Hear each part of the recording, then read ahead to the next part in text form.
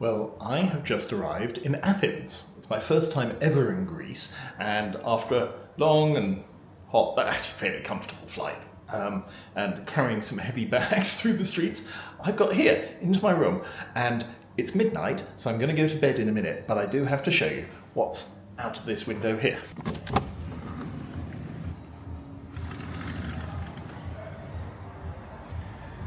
See, just out here we can see the street below and the Parthenon. Now that is a pretty good view for my first trip to Greece. So, after a quick drink to recover from my travels at the bar outside, I headed for bed. And the following morning, I walked through the city streets to the base of the Acropolis, where I joined my tour group. Everything here is 25 centuries old. The previous phases disappeared when the Persians attacked, right? That's a milestone in classical times. The invasion of the Persians, who gathered a huge army and invaded from the north in 480 BC. This is the Theatre of Dionysus, arguably the oldest theatre in the world. It was only about 9 o'clock in the morning at this point, but already quite hot. And as we climbed up the side of the Acropolis, our guide gave us some of the history of the city. Poseidon first, with his trident, struck the rock and suddenly water came out of it. Yes. A miraculous rain appeared. But as he's the god of the sea, it was not potable, it was salty water. So, metaphorically, he gave them power at the sea. They had a very strong fleet. And then it was Athena's turn, and she planted the first olive tree ever in the world. She's the one that showed them how to cultivate it, the different uses of the oil, right? Because apart from their diet, they had it in cosmetics, medicine, in the fireplaces, timber was useful. So they like her better, they give her the main temple, and they named the whole city Athena in Greek after her. If Poseidon had won, the city would be called Poseidonia. That's the Odeon of Herodes, big amphitheatre that has a variety of different events. It'd be fun to see something there one day.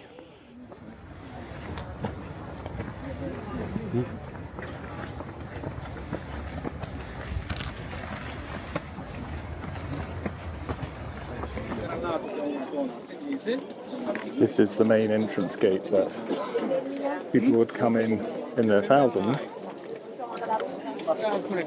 whenever there was a big parade to make sacrifices to the gods. Athena in particular, of course.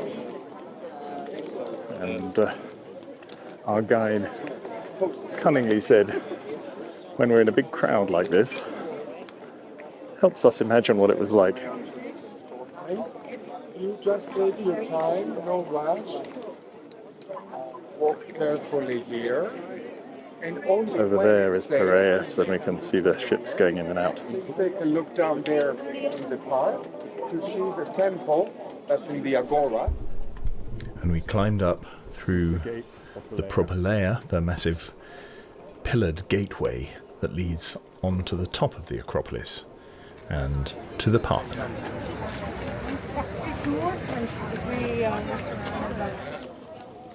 However many photographs you may see of the Parthenon, it is quite difficult to capture how impressive it is here.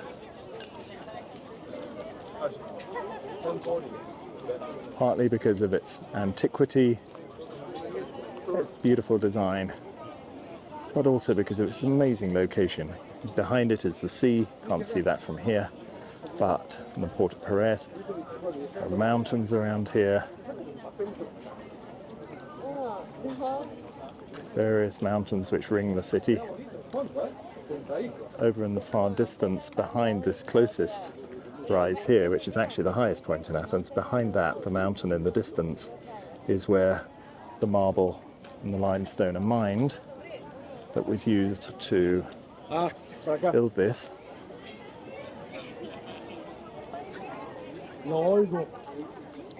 And it really is Quite a splendid location. Well worth the visit.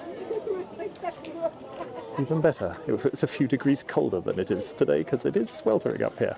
But otherwise, even then, still very much well worth it. At this point, we made our way back down the mountain and headed for the Acropolis Museum. Do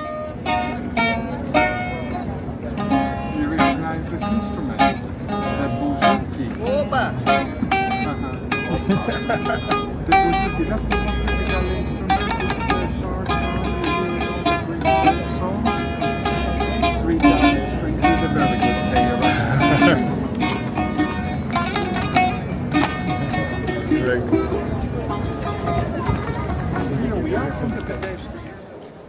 The museum is full of beautiful exhibits and beautiful air conditioning. Some people even needed to supplement that, it would appear.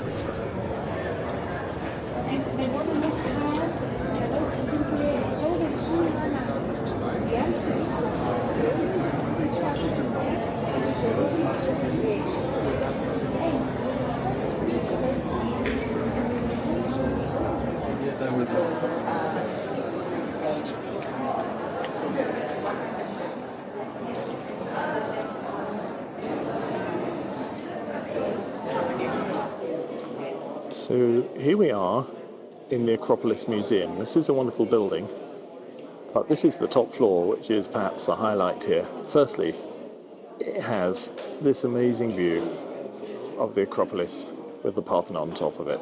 How's that for a window? That is kind of amazing. Now, the Parthenon has 8 pillars down each end and 17, I think, down the side, because the golden ratio for the Greeks was, to double the number on the short side and then add 1. And what they've done inside the museum here is recreate it. This is basically the same dimensions. There are the same number of pillars. They're just these shiny stainless steel. And this is where the marbles are now preserved. The marbles, of course, that weren't pinched by Elgin and put in the British Museum. So these lighter coloured ones here are very accurate copies of the ones in the British Museum, and the little black dots are the seal of the British Museum, ironically, to say that these are accurate copies of the ones that were pinched. And then amongst them there are the originals, and on some of the other walls you see a higher proportion of the originals, and they are really, really good. And much to my surprise, I've always been one who scoffed at the idea that museums should return things to their original countries, but having been here, I am now persuaded, because firstly, you can't make the argument that used to be made in the past that things wouldn't be as well preserved here, and they've gone to a lot of trouble to make sure that they are now. But secondly, they would just look so much better here. This is the thing. They look very good in the British Museum, but you just don't get the feel for where they've come from and the history. It would be so much better, I think, to have a complete set here. And I guess in the past, one could have made the argument that it was worth having some of them distributed so people in other parts of the world could see them, but in this day of air travel, that's much less of an issue. And I really think you appreciate them here more than you do in London, even though they are beautifully presented in London. It would be good to have a more complete set. Well, after all that energetic activity of the morning, I found a nice spot with a breeze. I have a good-looking lunch down here, and a beer, and up there, a view of the Parthenon. What's not to like? Well, after a very nice lunch in the Acropolis Museum, I'm now walking back down below the Acropolis, which is up here, along this street, which the guide told us is the longest pedestrianised street in Europe, at 3 kilometers. It's about 2 miles. And I'm now walking back up it. Now, this is slightly uphill here. I think it's leveling off, but that's good because I think it's about 32, 33 degrees here. And the best thing about this street is that this side of it is a bit shady. That side is very hot. But I'm heading in the direction of the Agora and eventually round the Acropolis hill and back to my hotel. So I can definitely recommend the tour company. Now I'm going to forget their name. Athenian Tours, I think. We had a really good guide, Mentis, and he was quite superb. Intelligent, thoughtful, cheery, entertaining. Definitely everything you could want in a guide, and I was very happy to have paid for his services. It's good to see the Parthenon and the museum, but it's a really good idea to get a guide if you can as well, I think. So now, assuming I don't collapse from heat exhaustion before we get there, let's carry on along this wonderful street, which apparently down here are some of the most expensive houses in Athens, for reasons you can understand. There's the odd embassy and things as well.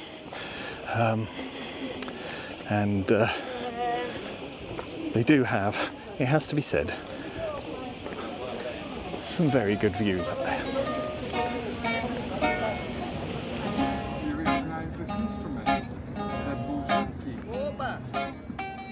Well, it's on this very hot rock, apparently, that the Apostle Paul preached to the Athenians. And they came, they listened in reasonable numbers, it is said, but weren't too impressed. So in the end, he went off over the hills over there to Corinth, and later wrote them some letters, as you may know. However, it is bizarre to think that while they were sitting here, they would have had a good view of the Parthenon up there, because it had been built many hundreds of years before Paul was ever preaching Christianity here.